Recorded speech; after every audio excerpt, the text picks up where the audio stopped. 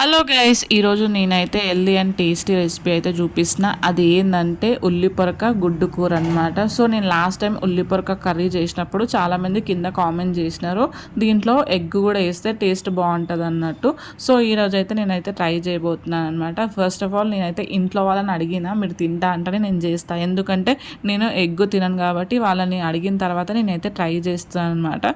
So first అయితే నేను ఉల్లి పొరక కట్ చేసుకొని అది ఉడికిన తర్వాత టమాటా, దాంట్లో ఉప్పు, కారం, పసుపు, అల్లం వెల్లిగడ్డ పేస్ట్ వేసి కొంచెం సేపు ఉడికిన తర్వాత దాంట్లో గుడ్డు అయితే పలగొట్టుకున్నాను అనమాట.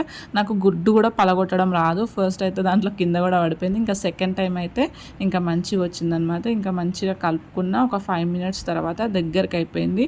సో నేను ఎట్లా వస్తుందో భయపడుకుంటా చేసిన, కానీ మా ఇంట్లో వాళ్ళు తిన్న తర్వాత టేస్ట్ అయితే అదిరిపోయిందంట. మళ్ళీ మళ్ళీ చేయమని అడిగారు. సో మీరు కూడా ట్రై చేయండి, ఇది హెల్త్కి కూడా చాలా మంచిది. ఇంకోటి ఏంటంటే గుడ్డు వెజ్జా నాన్ వెజ్జా కింద కామెంట్ చేయండి.